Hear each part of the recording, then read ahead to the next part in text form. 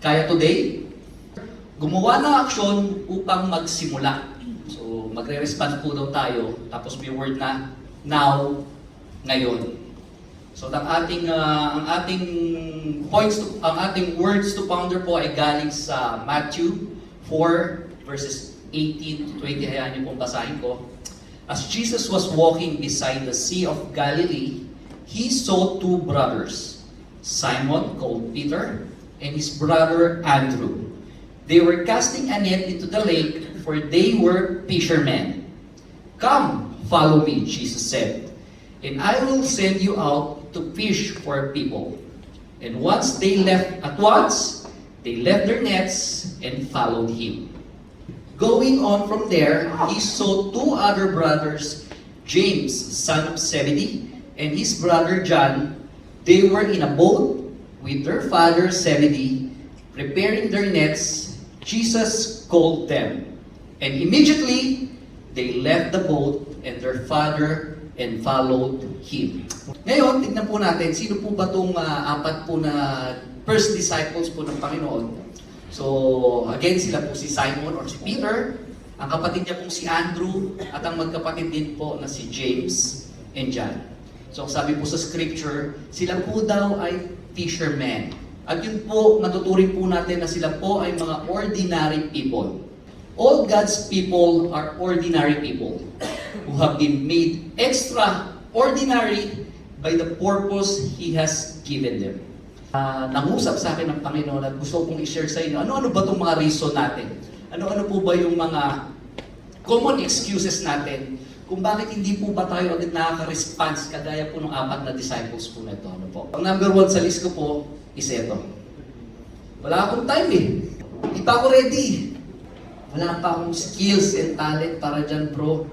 Man looks at the outward appearance, but the Lord looks at the heart. Sabi po sa 1 Samuel 16:7.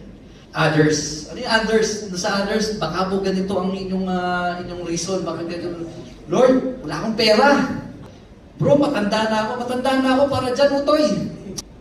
Ngayon po, all these excuses, lahat po itong mga dahilan po natin. O kung ano man po yung dahilan nyo, na wala po dito kung bakit hindi po tayo makatugon, makasagot, makarespond sa Panginoon. Kundi bakit hindi tayo makapag-initiate now? Eh lahat po yan, hindi po valid sa Panginoon. God uses ordinary people to carry out His extraordinary plan. It doesn't matter who we are. What matters is who God is and what He can do. If we make excuses, we oppose God's plans for us. Now, ito po message po sa atin ni Lord. We have to stop making excuses and be the person God made you to be. Dito kami, Lord, I want to give myself to you, Panginoon. We give ourselves to you, Panginoon, kasi we belong to you. Ikaw po ang nagmamay-ari ng buhay po namin, Panginoon.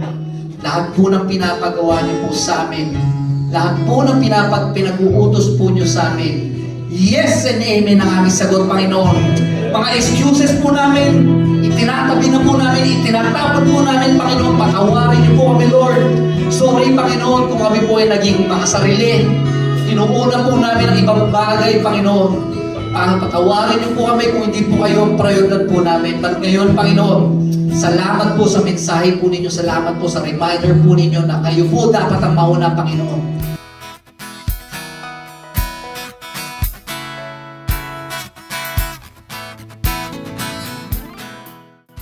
Mas masaya kung kasama ka namin dito sa Zion Christian Praise Ministry. Welcome ka dito, bro!